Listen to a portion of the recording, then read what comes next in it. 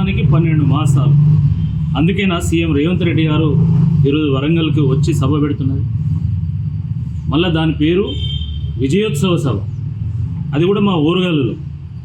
దయచేసి మా వరంగల్ ఇజ్జత్ తీయకండి. ఎందుకంటే వరంగల్ అంటే ఒక నమ్మకం, సంస్కారానికి ఒక నిలయం.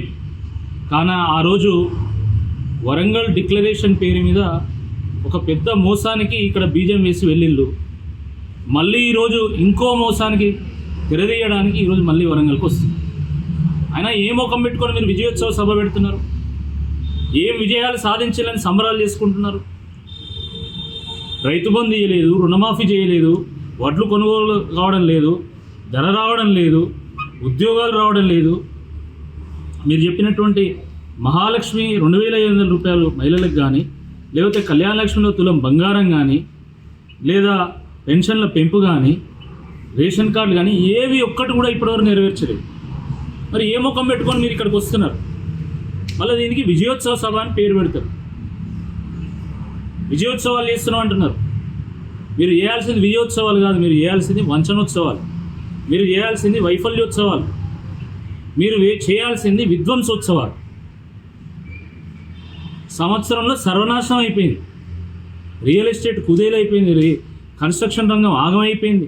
ఈరోజు హోటళ్ళు, రెస్టారెంట్లు, ఈరోజు క్లాస్ స్టోర్ రూమ్స్, ఏ బిజినెస్ చూసుకున్నా కూడా మొత్తం కుదేలైపోయింది. ఇటువంటి ఈ నేపథ్యంలో మళ్ళీ మీరు సంబరాలు చేసుకుంటారా? మీరు సంవత్సరీకం చేసుకోవాలి. ఎందుకంటే మీ పాలనతోని, మీ ప్రభుత్వం రాగానే పాలన అంతమైపోయింది, పథకాలు కథమైపోయింది, ప్రాంతం మీద ప్రజల మీద ప్రేమ మమకారం మొత్తం కథమైపోయింది. కాబట్టి ఏడాది మాసకం చేసుకోండి, పరిపాలనకు ఏడాది మాసకం, ఆ పేరు మీద మీరు సభలు పెట్టుకోండి. ఎంతో ఘోరం అంటే ఈరోజు ఈయన విజయోత్సవ సభ పెడతా అంటే ఒక్కడు కూడా రావడం లేదు, ఇక్కడ ఏ మహిళ కూడా రావడానికి సిద్ధంగా లేదు. కాబట్టి ఆశా వర్కర్లు, అంగన్వాడీ వర్కర్లు, హెల్త్ డిపార్ట్మెంట్కి సంబంధించినటువంటి వర్కర్లు, రకరకాల సపోర్ట్ స్టాఫ్, డ్వాక్రా గ్రూపు మహిళలు, వాళ్ళ లీడర్లు, సీఏలు, వీళ్ళందరినీ సమీకరించి ఈరోజు సభలో కూర్చోబెట్టే ఒక ప్రయత్నం చేస్తాం. ఇది వాస్తవం. దేనికోసం వస్తారు వాళ్ళు? ఏ ఒక్క హామీ నెరవేర్చలే.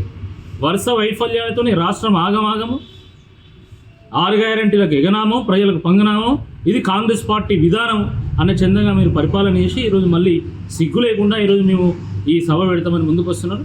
తప్పకుండా ప్రజలే ఈ సభ సందర్భంగా మీ వ్యవహారాన్ని నిలదీస్తారని చెప్పి ఈ సందర్భంగా నేను హెచ్చరిస్తాను.